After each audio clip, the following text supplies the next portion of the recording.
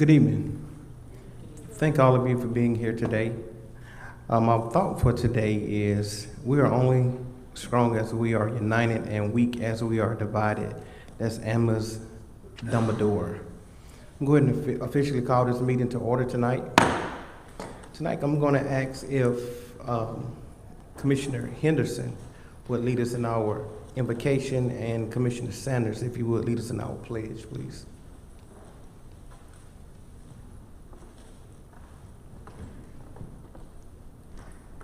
Thank you, Mr. C. Will everyone bow their heads? Most gracious Heavenly Father, we come before you with thanksgiving in our heart. My Father, I'm often reminded of a parable that's in the Bible, that him that is first shall be last, and him that is last shall be first. You can been doing something for a long time and working for the Lord, and then you can be doing it for a short time, but the pay is still the same. Thank you, my Father, for just enabling us, looking over us, guiding us, so that we as the Commissioner shall do what thus says the Lord. This we pray. In my Lord and Savior Jesus Christ's name, amen. Amen.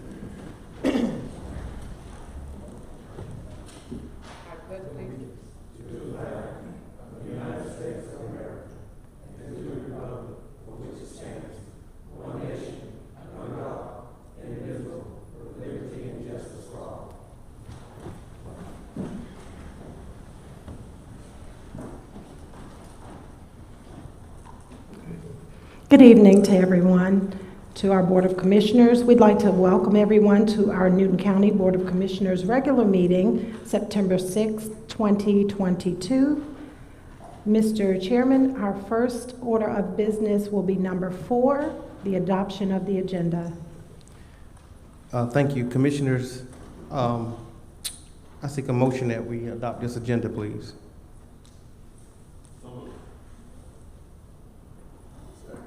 It's been motioned by Commissioner Edwards and second by Commissioner Cowan. In discussion? All in favor? It passes 4-0. Thank you. Mr. Chairman, our next item on the agenda would be number 5, citizen comments. This is the opportunity that we allow our citizens to make comments on agenda topics only. You have 3 minutes to do so. You may come at this time.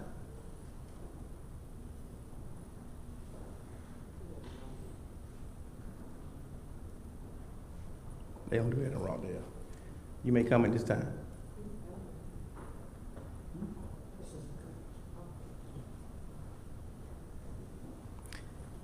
No comments? Thank you, ma'am. Next is the chairman's report. I take that one. The chairman's report. We will have with us Dr. Arona. Dr. Arona, if you would please come on up. Dr. Arona represents Department of Health for Gwinnett, Newton, Rockdale counties. We are thankful tonight to have you with us here to give us an update, a report on what's going on in our communities. Thank you so much. Yes, thank you for having me, Chairman Baines and Commissioners. Nice to see you all this evening. I take it you have a screen in front of you, correct? Yes, ma'am. Okay, great. Let me start, and by the way, I didn't ask to be first. I would have been happy to be last, by the way, but I appreciate you. I do want to just update you a little bit about our monkeypox outbreak in the United States.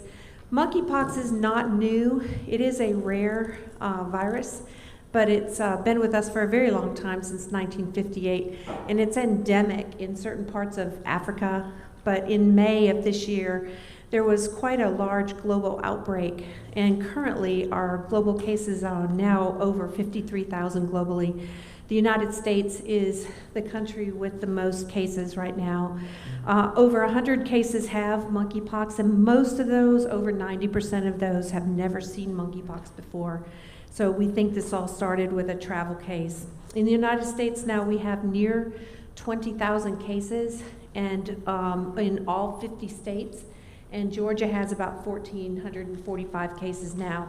So currently our epidemiology suggests that the transmission is primarily through person-to-person prolonged skin-to-skin contact, which is really important because we're not seeing cases transmitted in our school systems.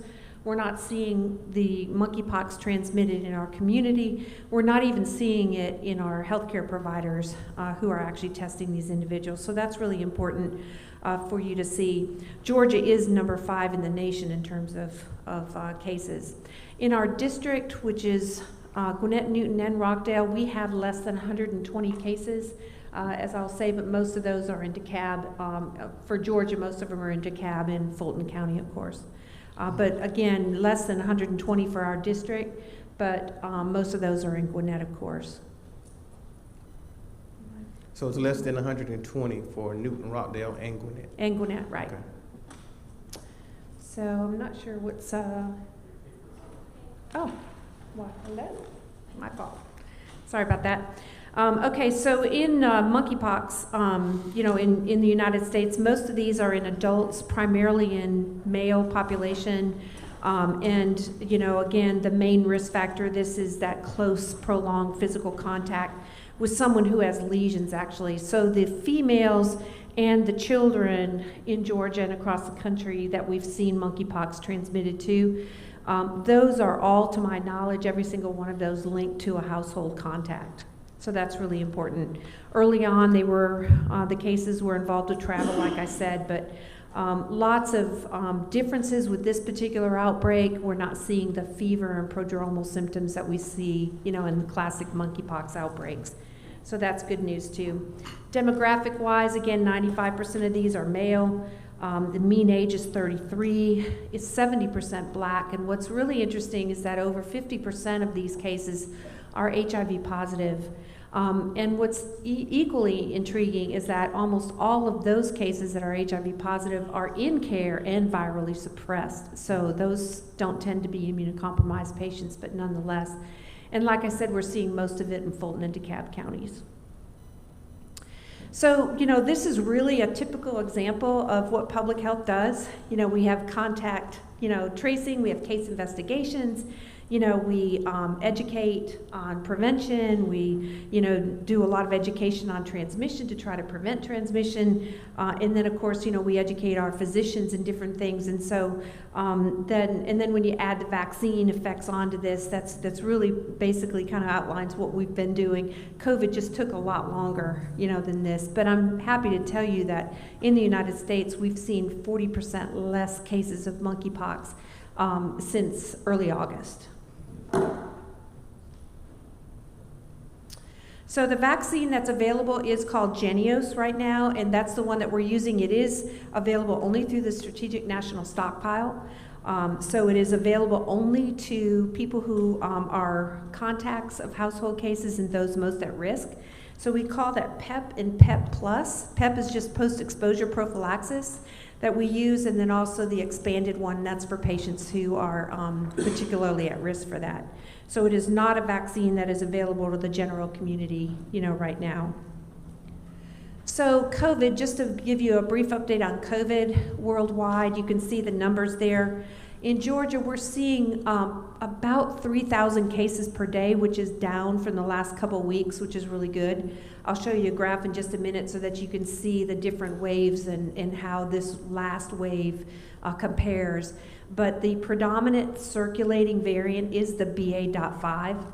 And, you know, as viruses progress, COVID is representative of the typical virus, because what happens is it becomes more transmissible but less deadly, because a virus doesn't want to kill its host. You know, it wants to transmit, it wants to become more transmissible. So that's what we've seen over the last few years with COVID, is that it's becoming highly more contagious but less deadly.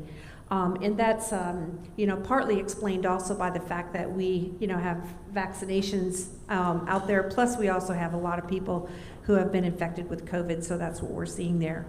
But you can see that Georgia is about 57% vaccinated from, that's the overall population, And Newton County is right now at 49% fully vaccinated. That's the overall population. So we still have some work to do in this county. 44% of Newton County residents are fully vaccinated plus boosted. So that's important. And here's that graph I was showing you about. You can see on the far right that the wave, this last wave over the summer, the BA.5, is not near as high as it was second to the right. That was our Omicron, original Omicron in January that caused all the hospitalizations and stuff. And so we were really worried about this one. We are concerned about the fall because as colder temperatures move in and people move more into, indoors and around each other, that we may see more of that. We do have a new vaccine, a new COVID vaccine called Novavax. And this is really great because a lot of people are concerned about the mRNA technology. And so this Novavax vaccine is actually more traditionally made with protein subunits. You can see I'm not sure if I have a pointer on here, but you can see the kind of spindle-like purple in the middle of each one. You can see that the actual effect of every single vaccine is exactly the same. The way that it works is exactly the same. It's just how you get to that purple splat is the most important. All right, and then so we do have a new COVID booster. There we go. And this one is called the bivalent booster, and it's available now as of last week. The CDC and the FDA approved this under emergency use authorization. This is the Omicron adapted, so it's similar to like an annual flu vaccine. Pfizer and Moderna both have this. We are no longer, as of last week, able to give booster doses from the older vaccine. So if anyone wants a booster, the only booster available now under emergency use authorization is this new bivalent one.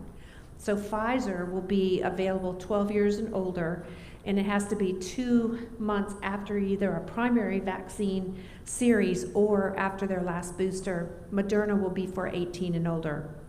And we do have it here at our local health department. We do. We just received Pfizer today. We got Moderna last week. Pfizer we got today, and so as of tomorrow it'll be at our health centers for sure, and it's available there. But again, it's 2 months after your second or after your last booster or after your primary series.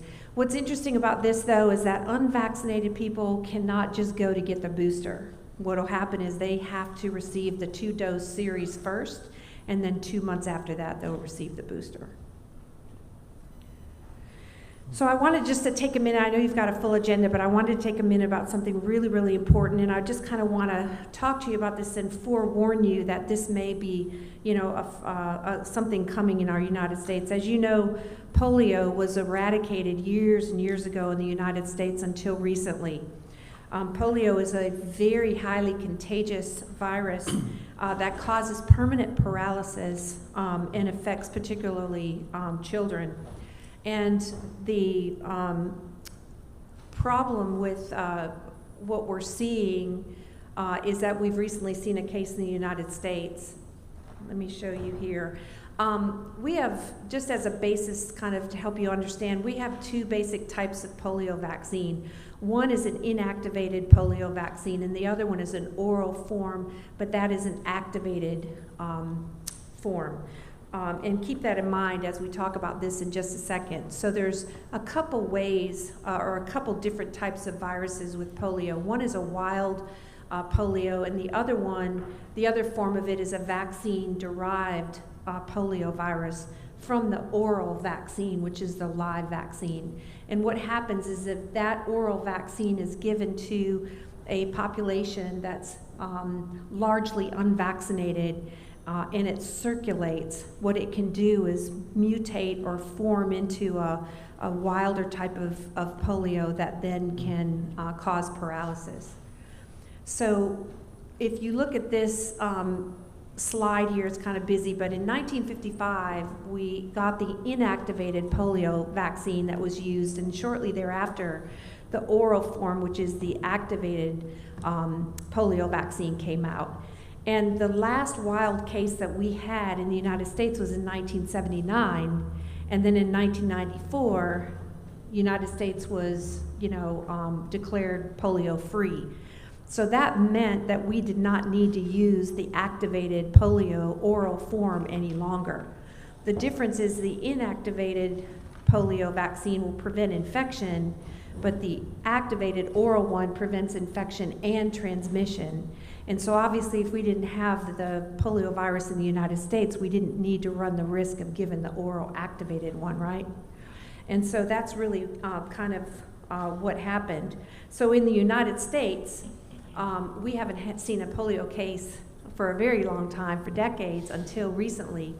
And what happened in this case is that this was a case in New York State, and this was a very young person who did not have any medical issues whatsoever, was not immunocompromised, really had no risk factors whatsoever, developed some fever, stiff neck, some weakness, that type of stuff, and 3 days later had more prolonged lower extremity weaknesses in that. And unfortunately, his doctor had just gotten off a webinar not long about polio and remembered that in these cases to always send the samples for polio, even though we haven't seen it in this country, and he tested positive for this.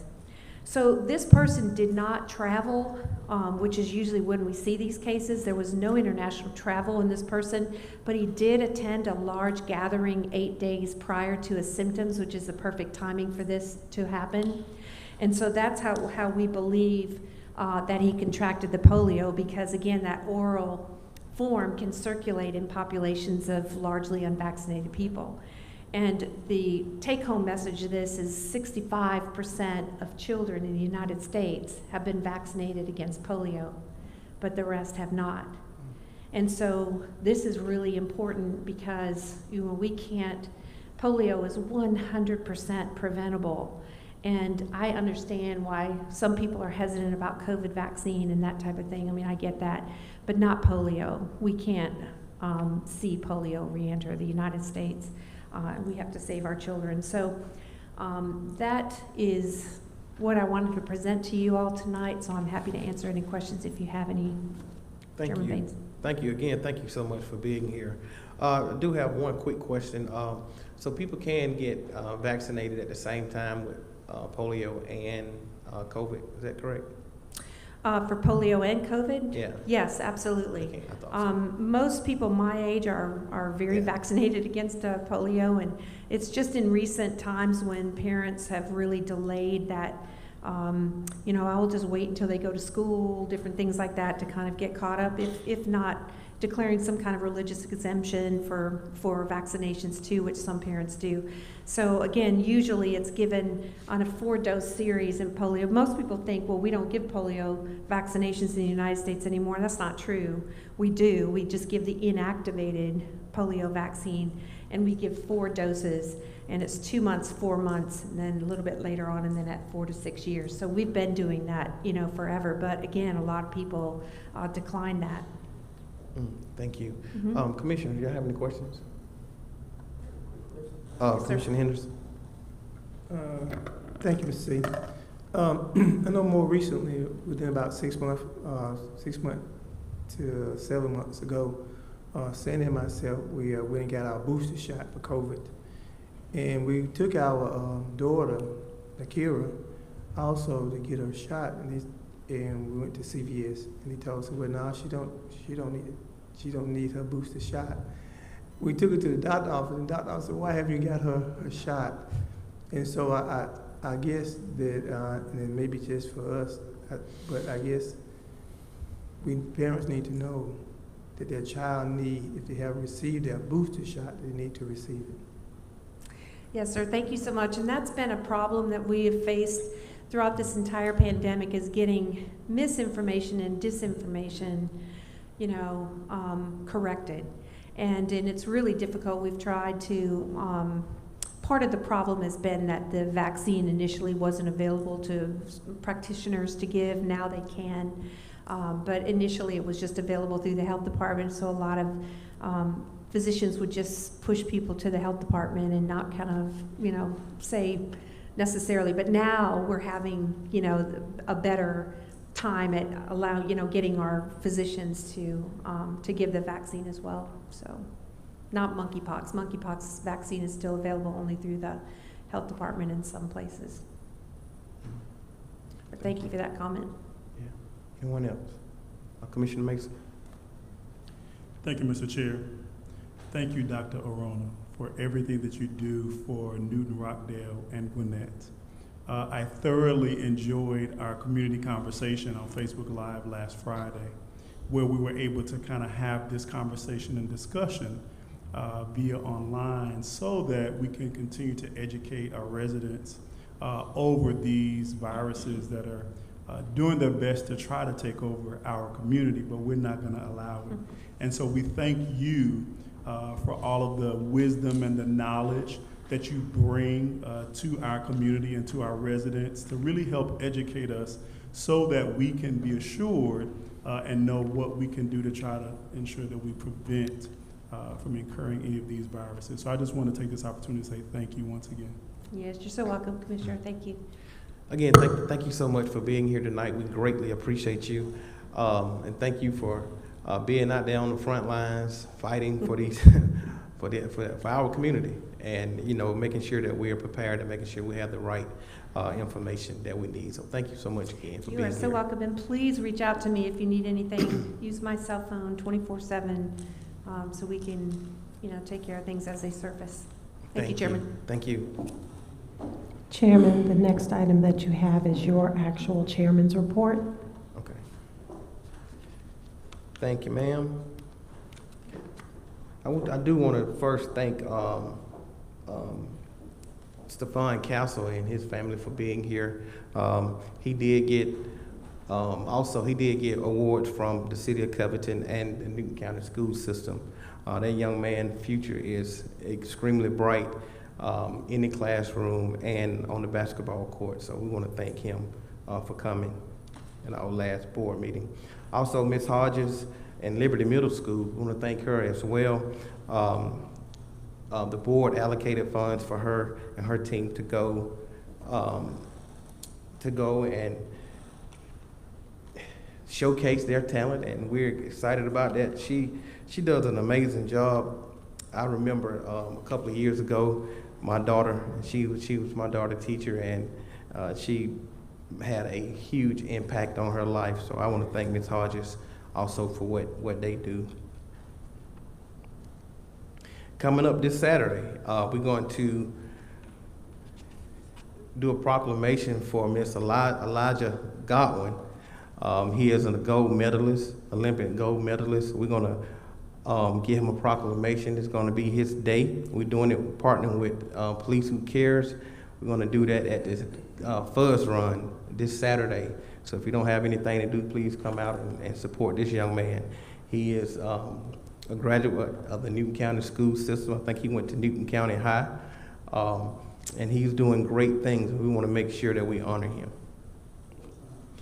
We're going to honor him after the event. So the event is going to start, I think, at 8 o'clock. We're going to kick off at 8 o'clock, and it should last probably till around 9:30. Yeah.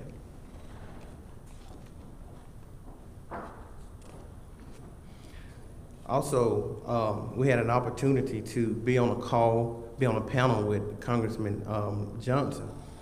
He talked about affordable homes in our community, and we had a great discussion. And he's going to do it again. We want to make sure that we get an opportunity. I'm trying to get him here so he can come and actually present to the board. He's doing great things in the community. So we want to talk about the resources that's available for our community. It's coming from his desk. Also, we had a Tri-Counties collaboration meeting. First, thank you, Dr. Rona, for attending that. We had Dr. Rona there, Jennifer Hebert from Viewpoint Health. We talked about mental illness. We talked about the different viruses that are attacking our community. We talked about transportation. We partnered with the chairperson in Rockdale County and the chairperson in Gwinnett County, looking how we can collaborate more together to do different things in our community. Want to make sure that we're getting the same message out, the same information. There's a lot of information that's being brought forth. We want to make sure that we get the correct information out coming from these different communities. And we're looking forward to doing this again. We do have a State of the Community Luncheon. We do it every year with the Chamber. We partner with the Chamber, and we get a few minutes to talk about the things that are going on in the community. That will be September the 4th at 11:45, and it's going to be held at the FFA camp. I'm sorry, September the 14th, I'm sorry. September the 14th at 11:45, so we hope that you guys can attend. Also, we finished up our bicentennial. We had a great time, had a great event. During the time capsule, had a good bit of people in attendance. I'm gonna thank our bicentennial committee again. Y'all did a wonderful job putting different events together. Y'all took the lead and y'all ran with it. And I just want to say publicly, thank you guys for all that you do. It was a great event. We had an opportunity to actually bear it, and a lot of different community leaders came out. So all that did come out, thank you so much. We have finished up now with our bicentennial. For the next 200 years, when 200 years come again, they're going to dig it up and open it up and see what's all inside of it. Also, we kicked off Friday, we kicked off our Jersey Day, Jersey T-shirt Day with the employees. We were giving them opportunities to support their favorite team. Everybody loves Georgia, so it's Georgia versus, I guess, everybody else. I was hoping James Brown would be here today to hear that. Yeah. That's all we have in our chairman's report. Next. Chairman, the next item on the agenda is item number 7, reports from our interim county manager, Mr. Jarvis Sims. Thank you so much, Mr. Chairman. We have no report at this meeting today. Okay. Thank you, sir. Okay, and then we have, Mr. Chair, number 8. The next item of business is unfinished business. We have an item that was tabled June 7th, the proposed facilities policy resolution number R090622, R060722. Thank you. Okay. Mr. Patrick. Thank you, Chair. So, Board, you will recall back in June we had a discussion about a proposed policy to deal with tenants in your community facilities. During that discussion, there were a number of issues raised which we have addressed, which I've made an effort to address in the policy before you. What we did was we removed a limitation on the policy so that it applies to all county property, not just to your community centers. And we also sort of abbreviated the policy so that this policy before you, what it does is it only creates the application process that potential tenants in county-owned facilities would go through. The short version of the policy is this, that if the board adopts this policy, then the county manager would be responsible for developing and publishing an application form to be completed, that all applications for tenancy in any county facility would require the full legal name of the applicant, the name and address of each board member, officer, director, or employee of the applicant. If the applicant is a nonprofit, evidence that the applicant is in good standing under the laws of the state of Georgia and has been granted and maintains 501c3, which is the nonprofit status by the Internal Revenue Service. The application would require a description of the public programs and services to be provided on the property, evidence of the applicant's financial ability to provide those services, and that evidence would include at a minimum 3 years of audited financial statements or tax returns, and other information that the county manager determines to be appropriate. Once those applications are received, the county manager has to submit all of the applications to the Board of Commissioners. after the Board of Commissioners has received those applications, they would be presented on an agenda, and this board would approve the tenant to go into any facility, and at the same time would approve a lease agreement. So this policy does not set forth the terms of all the detailed terms of the lease agreement, doesn't establish any rules or regulations. It merely establishes an application form. And when that time comes, we will present to the board a lease agreement for any applicant. The one thing this policy does do is limit the term of the lease to 12 months. One other thing that this policy does, I want to bring your attention to, because I've already had a question about it. This would apply to any tenant other than a non-governmental tenant. So if you had any property that was to be leased to any private business, and I don't know that you do, but I also don't know that you don't. I don't know if you have any businesses operating out of county properties. This same policy would apply to them. They would likewise have to make an application. They would likewise have to provide you with evidence of their financial ability to conduct their business, and you would likewise vote to approve a lease, and it would be limited to 12 months. So that's the policy in front of you. I'm happy to answer any questions you might have or address any concerns that you might have. Thank you, sir. Commissioners, any questions? Commissioner Sanders. Patrick, I kind of went through the resolution line by line. Starting, I don't know if you want to go along with me because I actually went through it in detail. Under application for tenancy, under 1A, where it says the county manager is directed to solicit and accept application for tenancy. That's one question I have. And then the other one says, because you kind of addressed it about the other entities. In regards to solicitation, should that just be a application process versus the county manager going out to pick certain businesses? Well, what we wanted to make sure was that there was some way that the world would know it's time to submit applications.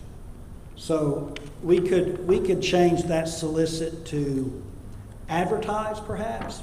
But we want the world to be aware that, hey, the clock is ticking, time to get your applications in. So perhaps maybe the correction would be to change Section 1A from solicit to advertise. Yes, Okay. solicit and advertise is kind of two different meanings. Sure.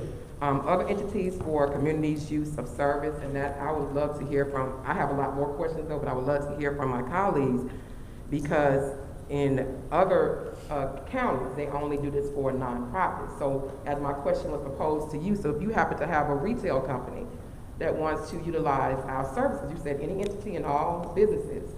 So how are we going to address that versus if they're not providing a service? How many for-profit companies we know that are just providing a service and not looking to make a profit? Well, certainly if an entity is not nonprofit, it probably is motivated by profit. I would agree with that. What I wanted to do is make sure you had a policy that would apply to everyone. So if I do own a business and I show up and I say, hey, y'all own this building, I want to rent that building, they would likewise have to follow this policy. Ultimately, this board decides who the tenants are. So if you have a facility that's available for rent and you have 3 nonprofits and a shoe store, this board can certainly say, we're not going to rent it to the shoe store. You're not obligated to accept anyone's application. You can reject applications. But I just wanted to make sure you didn't have businesses say, look, you don't have to follow this policy. That was the reason we included for-profit. But that kind of puts us in a situation if you have 2 businesses, a nonprofit and you have a for-profit. So we're choosing between the 2 to where it puts us in a, versus just saying this is for nonprofit organizations providing a service to the county, a partnership with the county, making sure the service they provide is servicing our residents. So my suggestion would be just include nonprofits. Of course, it's not just only my decision. Sure. That would be the colleagues.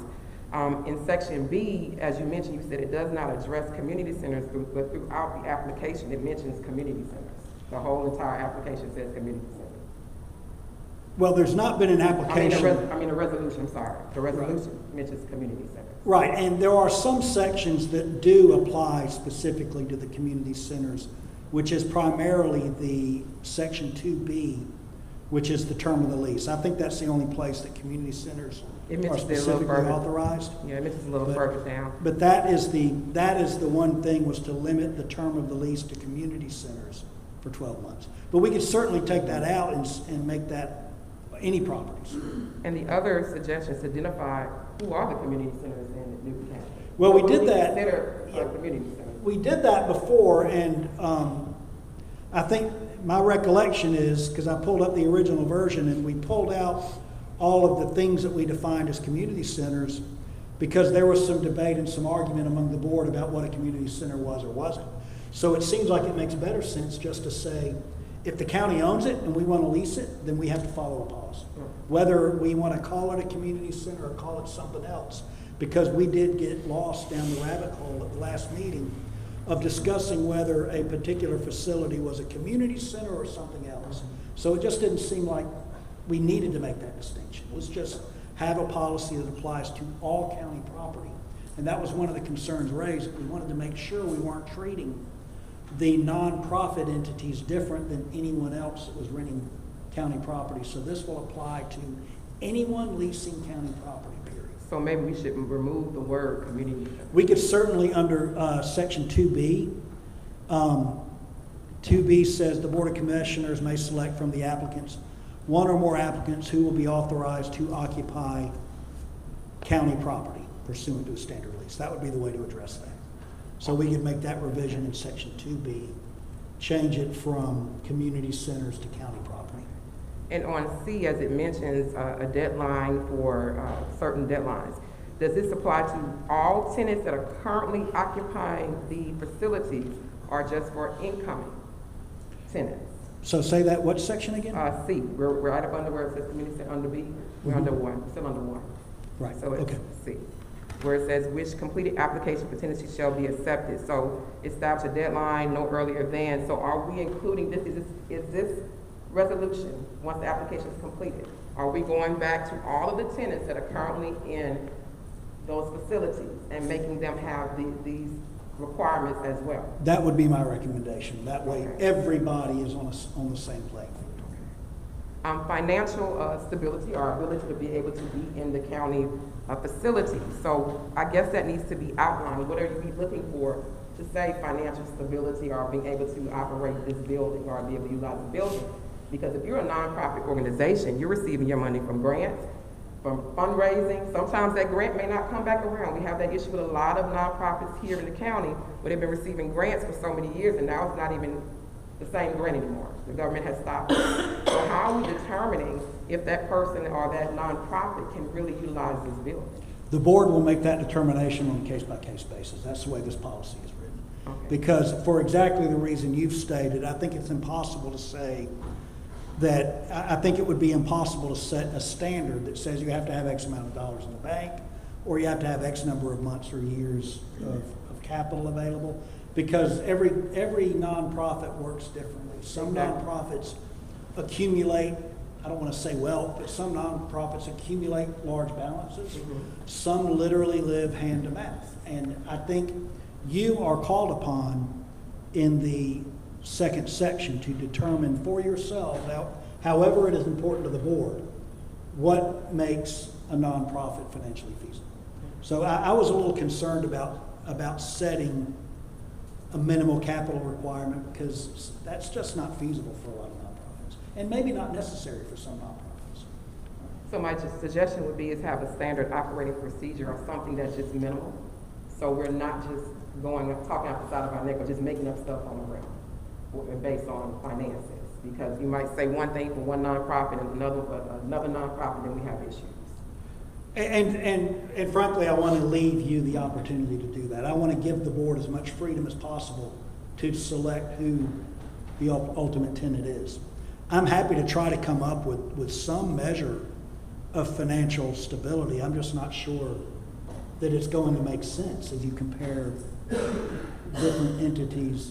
You know, there may be a large facility that's occupied by a nonprofit. They need a lot of money to run it. Exactly. There may be a small room and they don't need much money to run it. And I think I have left it to the wisdom of the board to make that determination. So I'm going down to Roman numeral 7. When it says such other information as the county manager deems appropriate for consideration by the Board of Commissioners. Shouldn't that be by approval of the Board of Commissioners? So consideration and approval are two different. Right. It's brought before the board and it needs to be approved by the board, not considered. Well, the application form, this only applies to what that application form says. I didn't want the manager to have to come back in front of the board and get the application form approved. I wanted the manager to develop the application form, put it out, let applicants send it in. All applications will come to you to consider, to approve who the ultimate tenant is. All that Section 7 does, and you're talking about paragraph 1D7, if you want to follow along. All that paragraph does is give the county manager some discretion to include information, to request information in the application form without having to come back to the board to get that approved. I only have two more commissioners. The Board of Commissioners may select from the applicants, which we kind of spoke of. Now, is there a process to where if all these applications are coming in, certain ones are going to be eliminated, or receiving all applications no matter who the applicants are? I want to make sure that's on record. Yeah, this is Section 2B, and it calls for all applications to be transmitted to the board. I wanted to make sure that was on record. County-owned properties which are occupied or operated by private and non-government entities and shall not be applicable to government or quasi-governmental entities occupying county properties for the purpose of providing governmental or quasi-governmental services. Why are we putting stipulations for, I wouldn't say regular nonprofits and quasi-governmental? Yes, I know that they provide certain services, but some of them also only have 501c3. And so we're going to put those stipulations on those who are not quasi-governmental. It needs to be for all. So we're making this resolution or application for everyone. Everyone should have the same standards. Now, I understand the DMV. I completely understand that. And certain services that are provided by the state. But if they have an entity and they're a 501, they should everyone should be providing the same, have the same stipulations. Right. There are some entities, and I refer to them as quasi-governmental because they are not necessarily 501c3, for example, a development authority. Mm-hmm. A development authority is not necessarily a 501c3 organization. It is a government, but it's not really a government. You know, it's somewhere on the spectrum of government. You may have some other board or commission that's kind of a governmental entity, but it's not a government. It's not a board of commissioners. It's not a mayor and council. I think if you simply said governmental entities, if you could have, and I don't know who all of your tenants are now, there are likely, you could have I'm thinking of a juvenile court council. The law creates a juvenile court council, but it's not really a government. There's a lot of entities like that. We could pull that out if you want to. You may end up having applications from some other entities that you don't really want to evaluate. Right. Yeah. I was just curious because if we're putting stipulations on certain entities, it needs to be on all. If we're saying that this resolution, the application is going to be for every business and there's no stipulation, then it needs to be for everyone. Because if they all have boards and they all have funds, and there has to be some form of checks and balances. So it should be for everyone. The number 4, the chairman and the county manager are authorized and directed to undertake all reasonable actions necessary or advisable in furtherance of this resolution. And you kind of discussed this earlier, but can you just expound and tell the residents what the actions mean based on our enabling legislation? So under this policy, there are a number of things that the county manager is directed to do. The county manager is directed to create an application form. The county manager is directed to transmit those applications to you within 45 days after the close of the deadline of applications. Then, after all of those are submitted, they must be presented to the Board of Commissioners, and that's an obligation placed upon the chair, who has the authority under the enabling legislation to create the agenda. I included this in as kind of a catch-all just to have one paragraph that requires the chair and the county manager to do those things authorized and required under this ordinance. You're not expanding anyone's powers. You're not limiting anyone's powers. We're just saying, look, you got to do it. That's all this provision does. And that's a fairly common provision in a lot of resolutions. that authorize everybody that is required to act pursuant to a resolution to act. So in other words, specifically as applies to this, the manager creates the application form. He doesn't have to come ask you permission to approve the application form and put it out into the universe. That's all that's intended to do. And my last question, I just want to make sure that if anyone is removed from the facility that is brought before the board, is that a part of the resolution before the person is removed? That's not included in the resolution, but no one else has authority to terminate a lease. That authority rests only with the board. Just like only this board has authority to approve a lease. Thank you so much. And that's all I have, Mr. Chairman. Anyone else? Commissioner Henderson. Thank you, Mr. Chairman. A question I have is I'm just trying to understand, is I think it's been a while back, whereas the board said that until we got back the audit, the 3-year audit, and see where you see where the nonprofit and the 3 nonprofit was Nelson Heights, Washington Street, and the daycare facility off of 162. And because it was so high, I think it was, when we looked into it, I thought it was probably something where you went to your auditor, like Masons, and they ran a 3-year. And they said, no, it's not that. You have to do an audit where it costs you $5,000 per year. And the county had said that, well, we're going to pay for it. And I think, and I can't speak for Washington Street, but I know we turned it in and they requested at least half of the money to get going, and the other half once it's finished. And we haven't got a response. And yet you're holding up the funding for the centers until you get that response back. And we clearly just stated then that, you would look at it case by case basis, and that some nonprofits, which they're all minority nonprofits that we're talking about, which serve underserviced areas in the county that we're talking about, you're saying, well, we're just going to hold up the funding, we're not going to help at no point, but yet we're putting you out there for failure.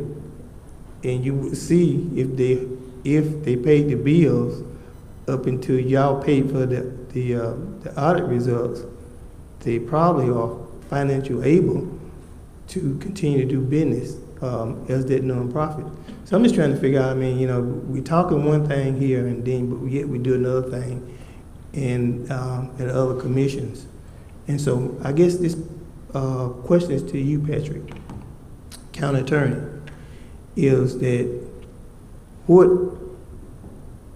are we going to do, the nonprofit that serves the community, the Afro-American community? What are we as a board, what should they do in order to continue to service their citizens, that's the children, the old folks in the community at this junction, since it seems like everybody just is not going to say or do anything? And the word, if I may finish, the word that I'm saying is well, government is slow.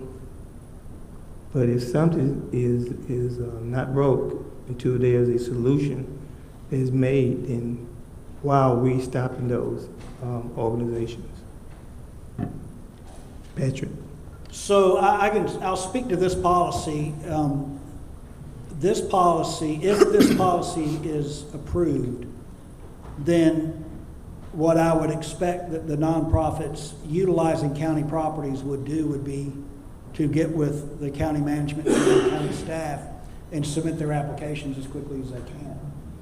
Now, as for how do they get funding, I'm not involved in the funding portion of it, but it's my understanding that we're assisting them in getting their audits, and when those audits are completed and submitted, then Mr. Sims and his staff will take care of making the payments out as the budget calls for. It may follow up, but they're not being done in a timely manner. In other words, if you submit it to the county, if the auditors are requesting that the money be paid, and the county have said that they're going to pay it, then in order to get the information that you want, that we want, and yet we're not assisting as what we said. And I'm going to say this, I understand that, some people may not care about the folks who may live on this south end of town, but let's don't treat them any different. It's not a question of whether you're black or white. It's a question of just doing the right thing. That's all what I'm saying. And I think the right thing is for them to go ahead and pay the auditors, just as we said, ASAP, and get the information back, and then move on accordingly is what this board has asked for. Commissioner Calvin. I'd like to make a motion to approve this resolution R090622. I'd like to make a substitute motion. Can you put in there, Mr. Chairman, can you place with the changes added, because it did have some changes, with changes? Yes, with changes as recommended by the county attorney. Yeah, that'd be paragraph 1A, which would be to change solicit to advertise. Paragraph 2B would be to change, 2B, the new 2B will simply say the Board of Commissioners may select from the applicants one or more applicants who will be authorized to occupy county property. And the other change would be the paragraph 1A. So let's clear something up first. So Commissioner Calvin made a motion. Are you making a substitute motion? Or He's you? amended. Yeah, he's amended. Okay, so you're amending it. He's amended. Okay. And I'm just going to Okay. make sure we have. Okay. So paragraph 1A will be changed in two regards. Change solicit to advertise and to remove other entities. So it's just individuals and nonprofits. And remove the reference to community center, make that reference to all county.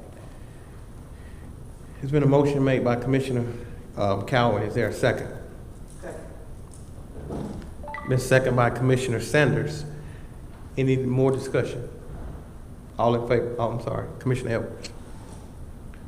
Thank you, Mr. Chairman. I know we mentioned earlier for profits using the county facilities. I'm not sure what would be an example of a for-profit using one of our facilities.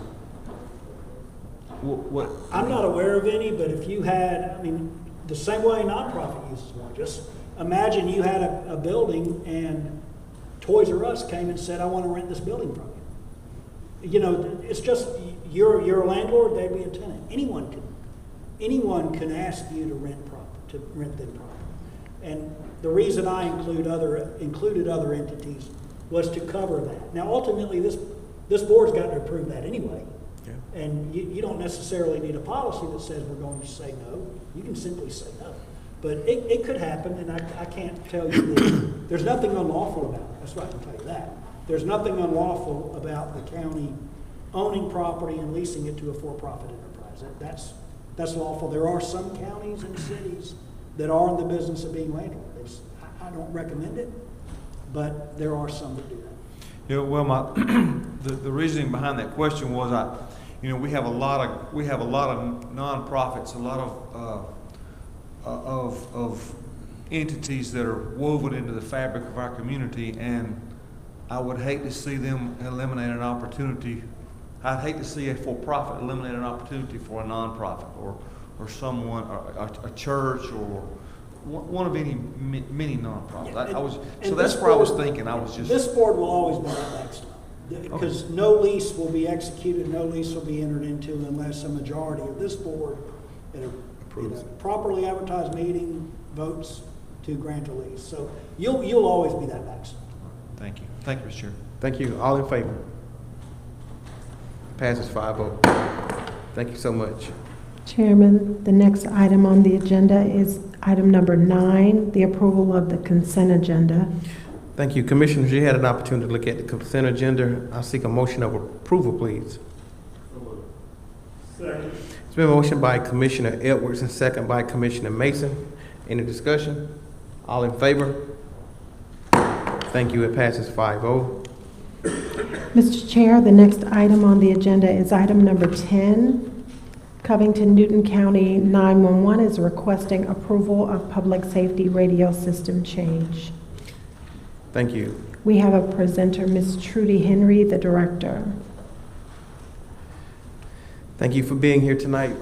Ms. Henry? Thanks for having me. Yes, ma'am. Good evening. I guess what I'm here for is we have a change order for the public safety radio system that's going in. The change order basically encompasses three things, one of them being enhanced data. The enhanced data would give us the ability to know where all radios are at all times. The second item is for some APX XE radios, which would allow a footprint outside of Newton County, the Sheriff's Department for their transportation units, and when they transport prisoners and other needs, once they go outside the radio footprint, those radios would be used for that. And then the subscriber unit total, the amount of radios that was in the original contract versus the number of radios that is needed now 2 years later. It kind of went up and down in different agencies throughout the county, but there's like a total of 51 additional radios needed. Also for the enhanced data, there's a licensing cost that goes with those radios of $107 per radio. So the total for this change order is $639,813. Thank you. I do have a question before I get a motion. Mr. Sims, does this cover Mr. Brown as well? No, sir, this does not cover the water services. That will be coming back before you all. Okay. Board, I seek a motion, please. I'll make a motion to approve. Been motion by Commissioner Edwards and second by Commissioner Henderson. Any discussion? All in favor? It passes 5-0. Thank you. Thank you. Mr. Chair, the next item on the agenda is Parks and Recreation Department. The presenter will be Mr. Dwayne Mask as well as Mr. Jeff Prine, the project manager. It's for purchasing. They're requesting approval of Sunbelt Builders Incorporated Design Build Amendment. Thank you. Thank you guys for being here this afternoon, this evening. Sorry. Yeah, good evening. So this is a GMP amendment for the renovation of the Turner Lake Community Center's restroom facilities. And this has gone through the design process and been bought out, and we're bringing this to you tonight so we can get started with construction. Thank you, sir. Guys, let's seek a motion, please. So moved. Second. It's been motioned by Commissioner Henderson and second by Commissioner Mason. Any discussion? All in favor? It passes 5-0. Thank you. Chairman, we have one more item, and for correction purposes, Mr. Cale Curtis represented Mr. Dwayne Mask tonight, but we have the next item on the agenda, number 12, for Parks and Recreation Department. Purchasing is requesting approval from Matrix Engineering Group Incorporated for proposal number 082422-1, and again, this will be Mr. Jeff Prine and Mr. Cale Curtis. Once again, this is for the geotechnical engineering and borings that we're doing out at the Spring Hill Neighborhood Park. So it's task order number 13 under their task order contract. And we're all asking for authorization for that to be signed so we can move forward with those services. Thank you, sir.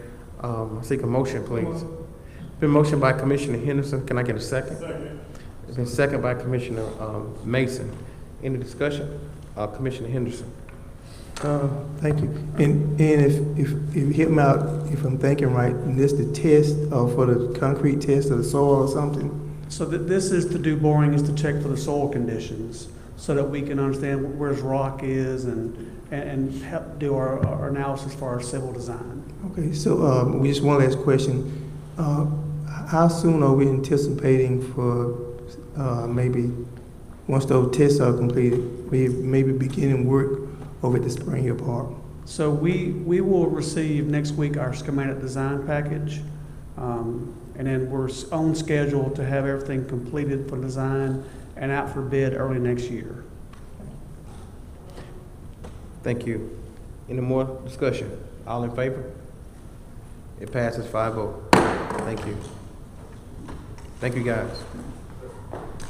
Mr. Chairman, the next item on the agenda is number 13, consideration to approve resolution R090 622A to initiate abandonment proceedings for the Fairfield property. It indicates a resolution by the Board of Commissioners of Newton County, Georgia, to determine that certain county right-of-way no longer serves a substantial public purpose, to initiate abandonment procedures, and for other purposes. Thank you. That's me. Patrick. So, members of the board, about 2 miles east of here off of 278, there's a road called Fairfield Road. If you're traveling east on 278, turn right on the Fairfield Road.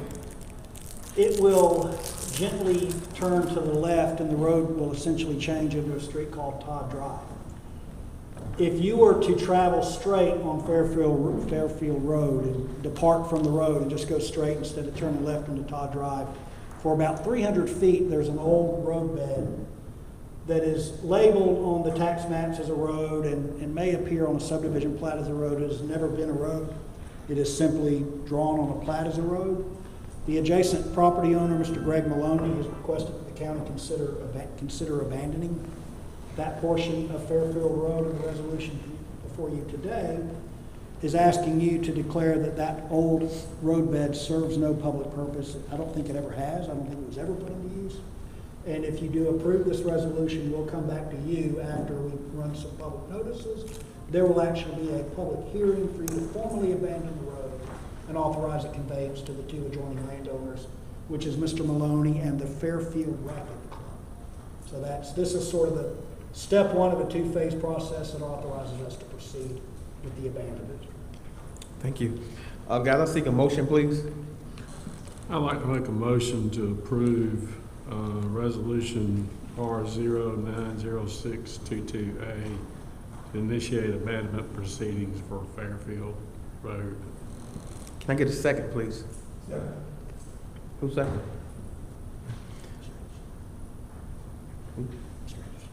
Okay. It's been motioned by Commissioner Cowell and second by Commissioner Henderson. Any discussion? All in favor? Passes 5-0. Mr. Chair, the next item on the agenda is item number 14, a discussion regarding ARPA funding. Mr. Sims, you. Thank you, Mr. Chairman. So last meeting, we had the consultants come before you all and we talked about the ARPA funding. Before you today, we provided packets for each of you all, drafts for a working draft that you all initiated back in 2021 for some categories for the ARPA funding. We just wanted to make sure if those categories will remain the same now, if they needed to change.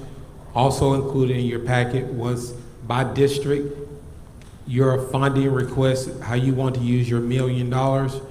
And then the third item in your packet was reflected on what we use the ARPA funding for currently as far as the projects. So we wanted to just have some discussion about that to make sure we were on the same page before we provided this list to our consultants.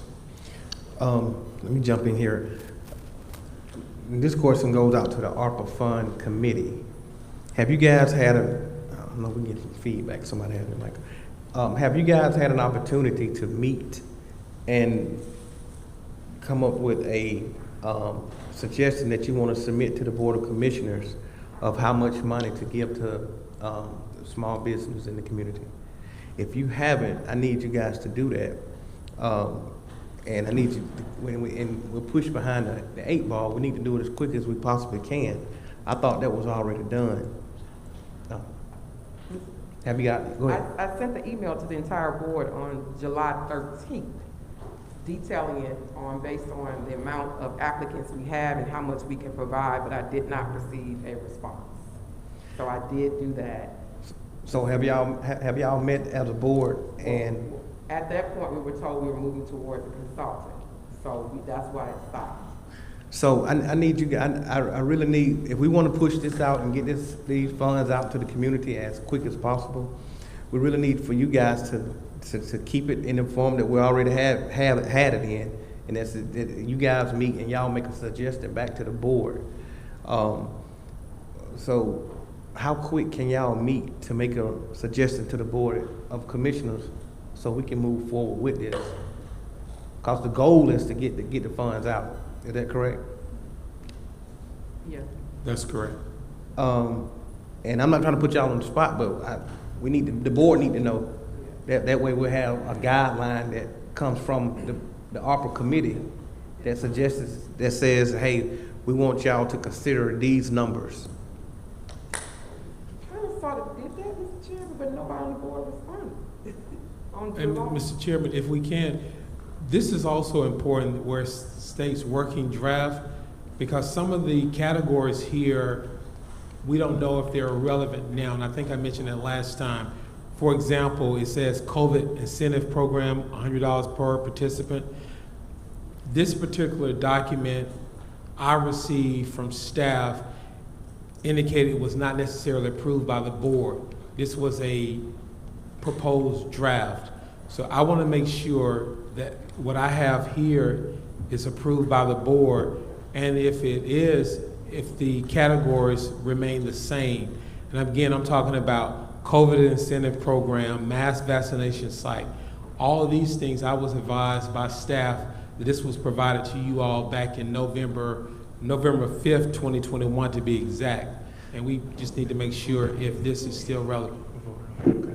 So if I could add, Mr. Chairman, two things. The board did vote on the categories of the ARPA distributions, but it might make sense to revisit them since so much time has passed. That's exactly Second right. thing is when the ARPA committee met and we talked about the business assistance program, we operated within the allocation that was on that sheet, which was $400,000 in the first distribution and $400,000 in the second distribution. Now, the second distribution, the second $10 million, the board has not voted on how to allocate the second couple of times, but only the first one. So the issue is that we got consultants out here working on trying to get these, trying to get business approved to receive these funds. And the guidelines that I heard them say is from $1,000 to $500,000. Is that what wasn't correct? What I think they're going to do is make a recommendation to the board about how to evaluate businesses and what the range of awards should be. And I think it might make sense to hear from them before we set a dollar figure. Because if they come back and say, you know, you've got 5,000 businesses that need $250,000 each, we're going to have a problem, right? I think it might make sense for the committee to meet with the consultant, perhaps. I hate creating meeting upon meeting, but I don't think you want us making a decision and the consultants not being involved in that decision. I think that would make some better sense. Well, I do want them involved in the decision, but I want the board, I want the ARPA committee, who's been dealing with this since day one, to say, hey, board, we want to recommend that you guys consider this level to this level, which can be ran through the consultants. That's not a problem. Go ahead, sir, Commissioner Edwards. Thank you, Mr. Chairman. So I think it would be prudent if we had a ARPA subcommittee meeting. And number one, we went back through these categories and made another recommendation to this board. That's fine. To update or stay as is, and then also update the totals, the subtotals per category. And I think those have to go in order, right? So I think we just need to have a meeting and with a clear agenda of those, at least those two things, maybe more. I don't know. You guys may disagree, but no, that's fine. But we do need to hear from the committee. yeah, quickly. Yeah, I understand. Thank you, Mr. Sims. Thank you, Mr. Chair. I think one of the first tasks from the consultants also was kind of moving towards you all's list from the district, and also included tonight in the packet is the proposed list from the commissioners for their list.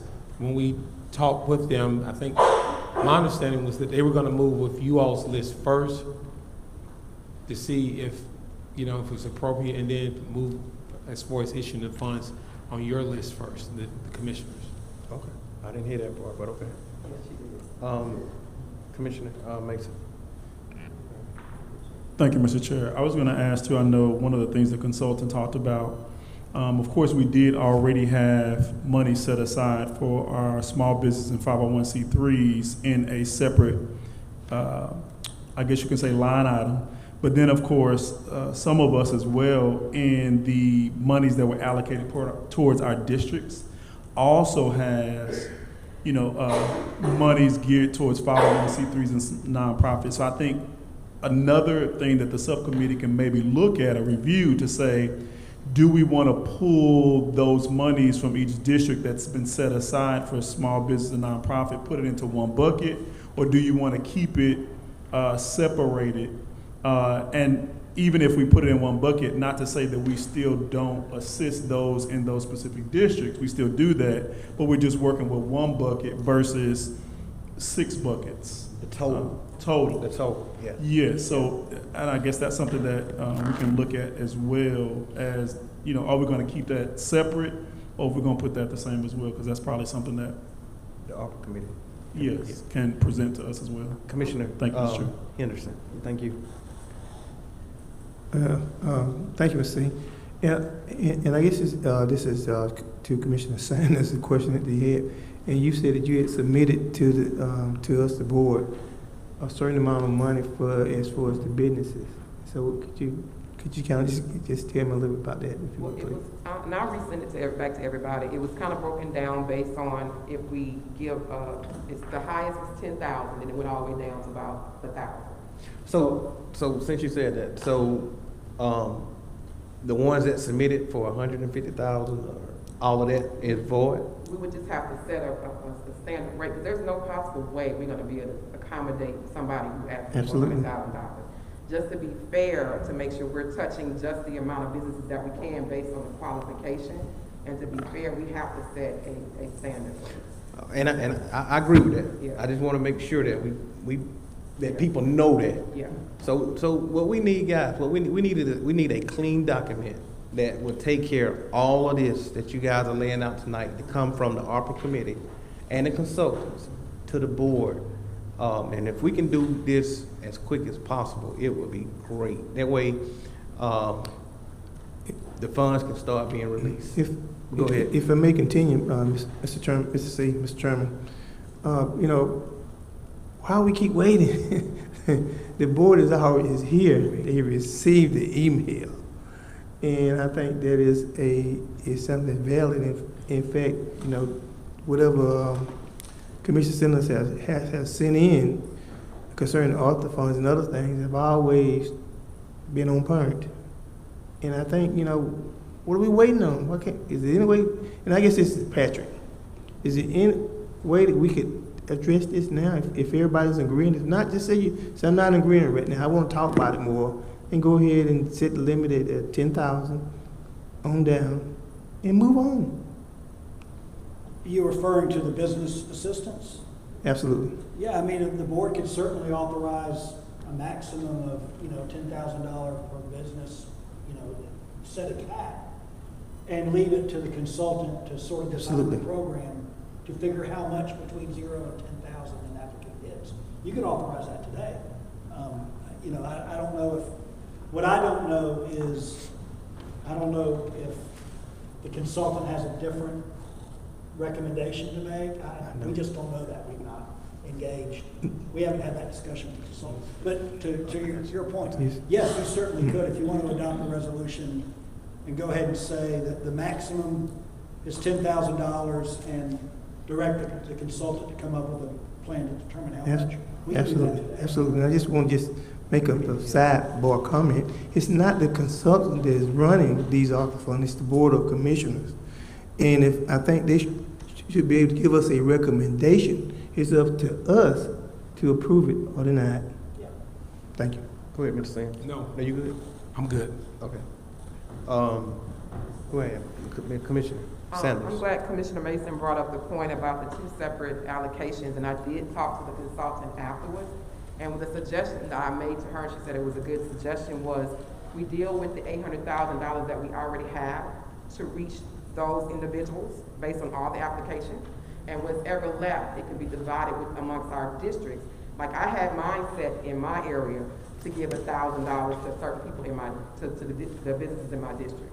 So if there's a certain amount of District 3 residents that are left over from the application process, then I can provide them or accommodate them with the amount that I have separated, set aside. So she said that was a good idea. I spoke to her afterwards. So again, that's why I'm saying we need for you guys to meet as soon as possible. Commissioner Edwards, if you guys, Mr. Sims, can you? Yes, sir, we'll can you coordinate arrange a meeting right away. Okay. I think the one thing, Mr. Chair, I would ask the board members to do is to make sure that your district allocations on this handout are accurate. That's So exactly if what any I of you see it, just let Mr. Sims know that if there's been any change. And I know, Mr. Henderson, I think yours is different, but we've got yours. I'm not sure if it is. I think We've Mr. got it. I think Commissioner Henderson submitted his directly to the Yeah, consultants after the meeting. But if, also, we asked that each commissioner resubmit it to Mr. Sims at the last meeting. I'm hoping that you guys did that. Yes, I did receive that, but that's one of the reasons why we have it before you all today, because one of the districts is reflecting a more amount than is available. So we don't know if we have your latest version, Commissioner Henderson, but the version that we have now reflects $100,000 over their amount. So that's why we want you all to look at this one more time before we submit it to the consultants to make sure it's correct. Okay, so let's do this. Let's do this. If you see anything that Commissioner Henderson, if you can get with Mr. Sims, either after the meeting or tomorrow or when you're available, so we can get that addressed as soon as possible. And that way, when they go into the meeting with the consultants, Absolutely. everything that you're asking for will be presented on that list. Yes. Some of the allocations that the commissioners have really should come out of the main pot because they're servicing the whole community. Like Commissioner Henderson had food pantry, and he's covering a whole bunch of food pantries in the entire county. So that should not come out of his allocation, which is why he went over. It should come out of the food pantry portion that's on the main page. So He's servicing people he's servicing food pantries in all of Newton County, not just his district. And we have on here food pantries. Yes, ma'am, I That's understand. the allocation. But we have it on his list. Yeah, so remember we kind of talked about that. I said, for instance, with the broadband, where Commissioner Edwards, it was coming out of his allocation, but we really have broadband on here. So it should come out of, even though that was one of his allocations from his $1 million, it should come out of the broadband because it's servicing the county, not just his district. That's the allocation.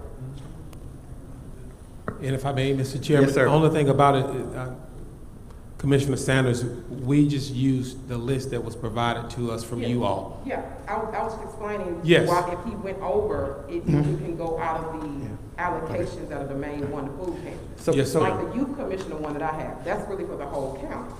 That should not just come out of one commissioner's pot, because that's for the entire. So guys, again, this is why you guys need to have a subcommittee meeting. So when you guys come before the board, Commissioner Henderson ain't got to worry about his, Commissioner Sanders ain't got to worry about hers, Commissioner Cowan, Commissioner Mason, Commissioner Edwards. You don't have to worry about any of that. When you come out here on the floor, all of that stuff has already been taken Correct. care of. So Correct. And, and if I could, just say one thing. I will call you tomorrow. I won't come in the office. I will call you tomorrow, and we'll go over some of the same things, the specifics as what we just spoke of. Yeah. And kind of maybe readjust it to the $100,000.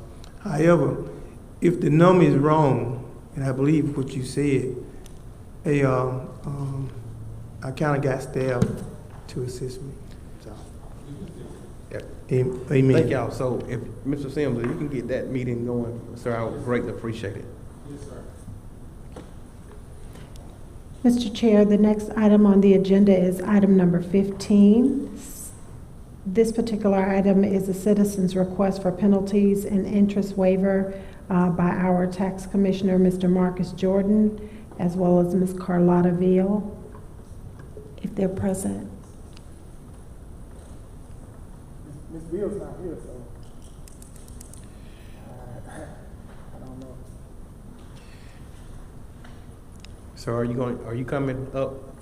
Well, I was gonna let her do her discussion, because, I mean, it's really her personal issue. All right. Thank you, sir. Yeah, so guys, either we can, I'm just gonna remove it until they will submit and she come before us. She's able to come before us. That'll be the correct thing to do. Go ahead, Commissioner Henderson. Thank you. And was she notified to be here? I guess I'm directing to Patrick. No. I don't know. Okay. That's, So I guess, she made a request to be on the agenda. so Yeah. and she confirmed that she. Okay, so in the event that she made a request to be here and asking us to act on it, so are we tabling it, or are we just gonna just deny it and move on? Well, I don't think we should deny that she's not here.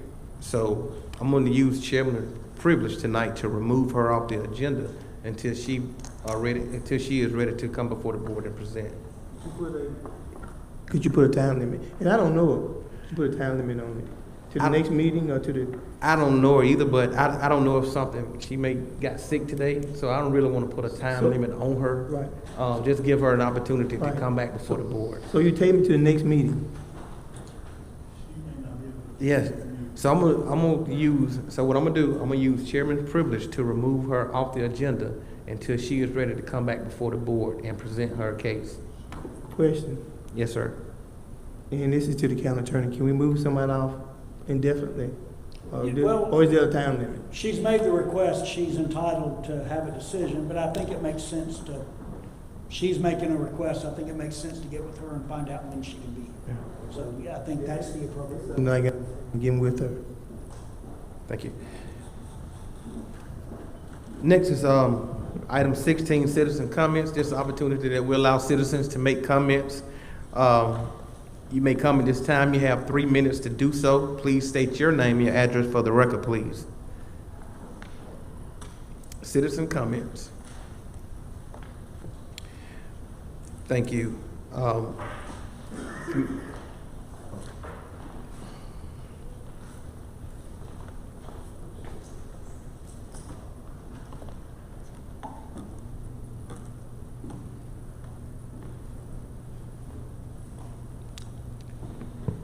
Good evening.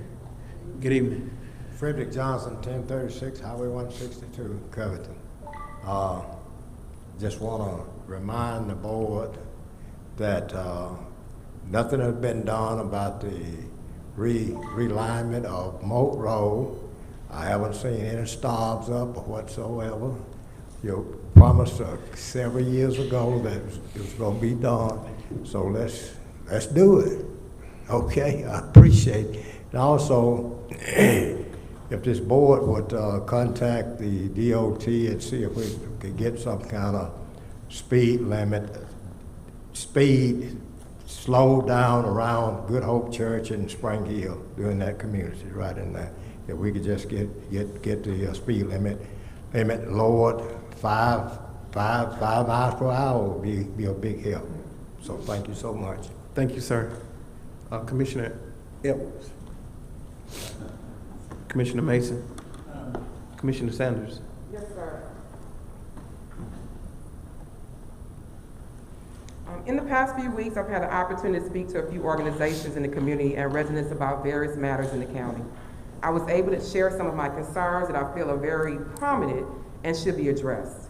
I will no longer utilize my time just to only speak on events that I'm hosting in the community, but matters that concern our constituents. I didn't step into this role to see how many events I can host, but how I can make a difference in this community. Although socialization is very important to them, to get to know your legislator, but what are we doing for our community? I presented 14 concerns. One of my concerns is, and I know that we're working on it, but it's a concern of me, is a grant writer. Until the county has a grant writer or staff, we are leaving much money on the table to assist with our affordable housing, recreation, and one just came out for emergency services, going into emergency services. There is an issue in regards to sirens on the west side of Newton County. If we don't have the amount of sirens on the west side of county because we are the most dense, our residents will not be able to hear any notifications of what's happening on that side. The other one is the response time in our 911 certificate. We have to make sure that we are working with those individuals to make sure that our residents are receiving the response time that's required, because we have residents who are losing their lives. EMS is not getting to them on time because of the response of our EMS services getting to them. Development and density. Make sure we update our comprehensive plan to support the smart growth, that we have the infrastructure to support the growth in the county. Planning and zoning. There are zoning issues that have been set 30 years ago, and because we have not revisited those or put them back where they should be, developers are coming in and putting in apartment complexes and various things. So 30 years ago, that was perfect. But in 2022, with a lot of density, that's an issue when we have a lot of infrastructure in this county. Economic development, I know that we need a little bit more housing and rooftops, but our citizens are spending their funding in neighboring counties. And if we have the sales taxes that we needed, we won't be taxing the citizens as much, because we have the infrastructure, we have the economic development, the restaurants, and those various things coming in the county. Recreation, providing recreation for all areas of the county. Standard operating procedures put in place so we're not being, again, a reactive county, but more of a proactive county.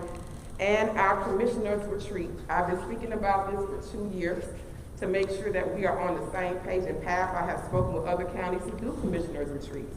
So what they said, it has been a service to them to get to know each other and also to share what each commissioner wants to see in their district. So when we're sitting up here, we're not hearing it for the first time. We have an understanding of how you want to see your area.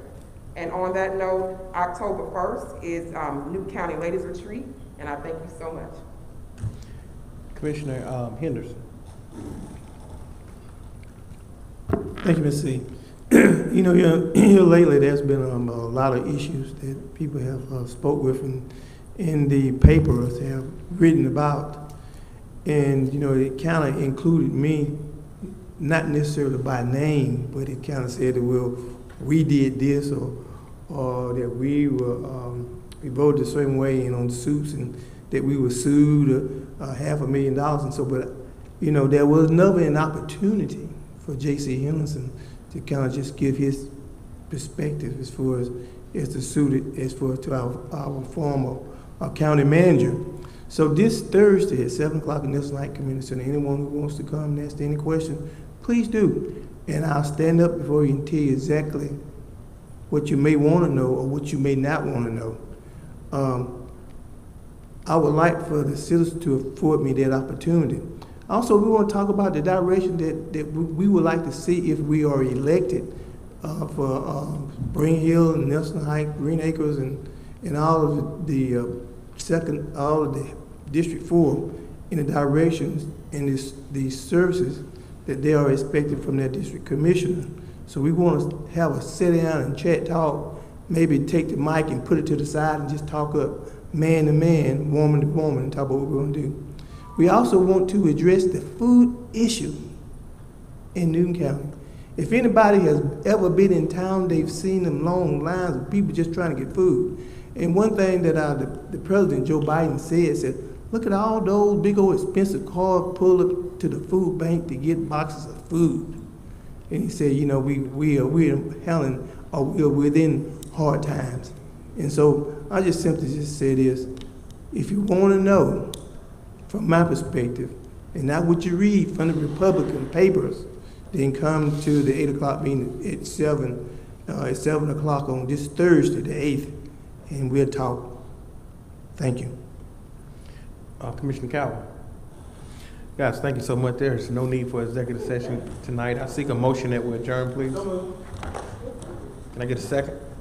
Thank you. It's a motion by Commissioner Henderson, a second by Commissioner Edwards. All in favor? Stand adjourned.